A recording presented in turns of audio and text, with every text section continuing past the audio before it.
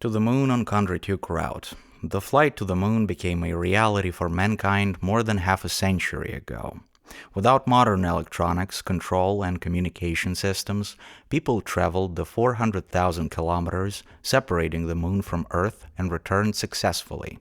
That probably can make us think that flying to the moon isn't such a big deal, but let's reflect for a moment on how this flight can actually be accomplished. Well, it is certainly possible to aim a rocket at the moon. Remember to make a correction, since the moon moves in orbit at a speed of about 1 kilometer per second. This is not a problem. If we make accurate calculations, we have a good chance of hitting the target. And the first flights were just like that. Meanwhile, Ukrainians know all too well what happens when you hit something with a rocket. The crater may be nice, but there are already enough craters on the moon. This delivery method can be used if the task is to deliver a symbolic pennant, i.e. a piece of metal, to the lunar surface, but it is obviously not suitable when it comes to some scientific equipment or people. The first problem is the deceleration during the approach. Even now, 60 years later, it is not always possible. Almost every year, some spacecraft crashes on the lunar surface. The second problem is how to get back. No space centers have been built on the moon. Landing on the surface covered with rock fragments is quite difficult, and it is completely unclear how to take off. The solution was found by Ukrainian Yuriy Kondratyuk. His real name is Olexandr Shargei. In 1929, long before any spaceflight, Kondratyuk published at his own expense a thin, 118-page book called The Conquest of Interplanetary Spaces. This thin booklet contains no less than 15 ideas that are still effectively used in astronautics. The years between the wars were not easy for Yuriy Kondratyuk. Fate threw him everywhere. He often moved from place to place, taking any job that could support him.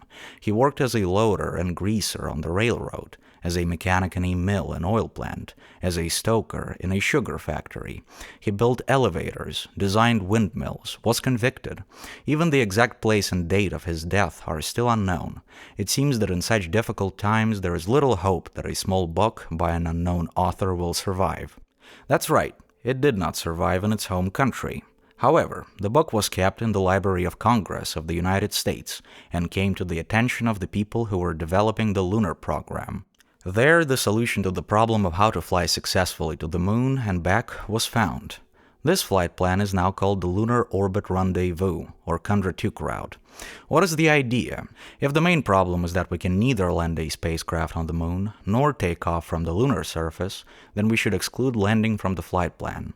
The spacecraft remains in orbit, rotating around the moon, and only a small module descends to the surface.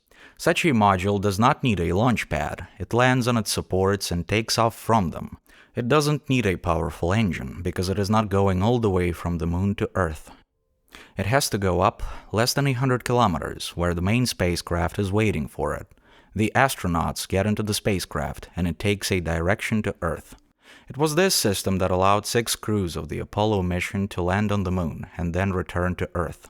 The world learned about it in 1969 from an interview with the head of the American space program. Yuriy Kondratyuk is inducted into the International Space Hall of Fame at the Museum of Space History in New Mexico. In his native Ukrainian land, Yuriy Kondratyuk's name was not publicly mentioned until 1987, when he would have celebrated his 90th birthday. It is only now that the details of his life, inventions, and projects are beginning to emerge.